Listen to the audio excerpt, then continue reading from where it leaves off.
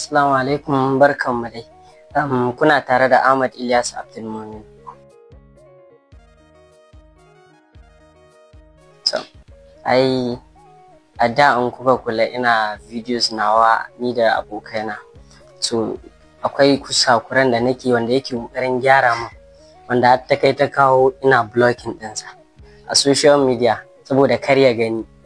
Ya gyara min ko ya ce kar kai. To, shine yayi preferring ya matso da ni like ya janyo ni mu dinga yi tare. Kuma ina ga hakan yayi aiki tunda har na daina wa'ancan kusakuran da nake yi saboda muna tare da shi.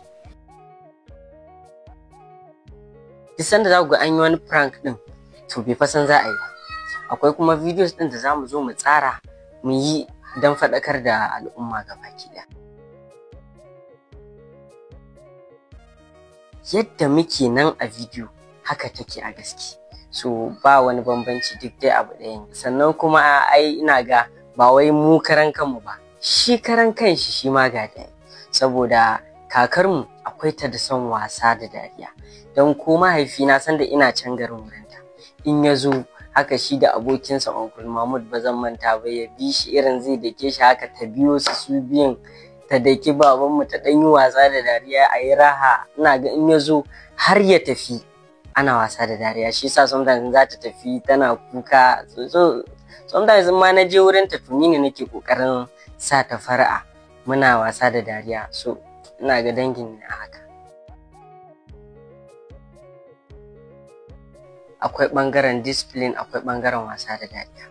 So ko mu sometimes akwai sanda ran shi zai ɓaci ko mu mai laifi a jikinmu, mun san mun mai laifi saboda irin janyowar da ya mana a ciki.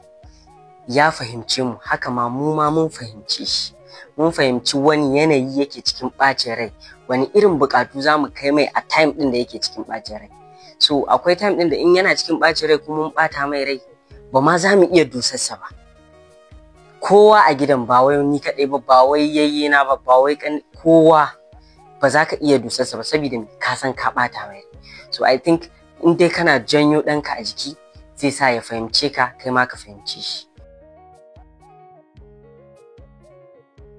I think mahaifina duk wanda ya san shi ba wai a gida ba ma a waje, ya san cewa akwai time ɗin da za a zo a yi raha. Amma fa in dai fa kai ba daidai ba, to fa zai faɗa. Ruwa biyu ne.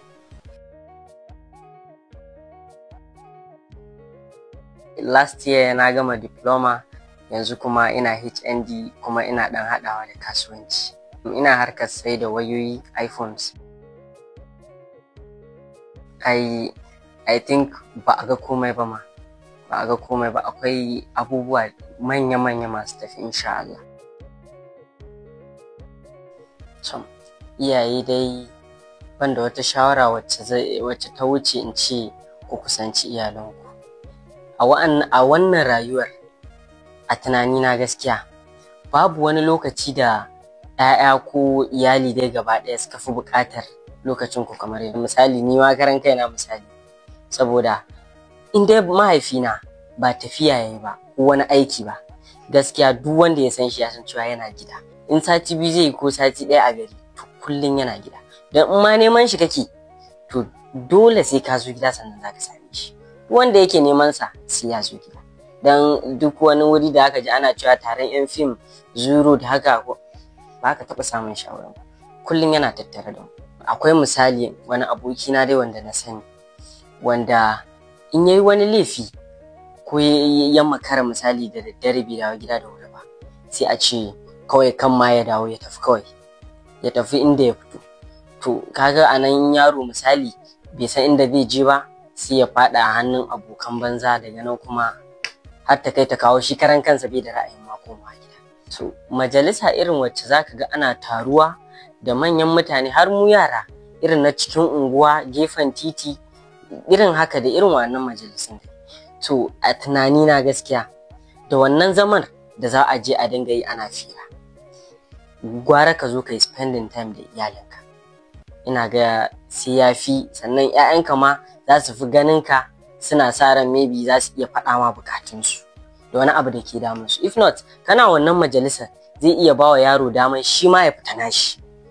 but in kana tare da su za ku fahimci juna gaba ɗaya.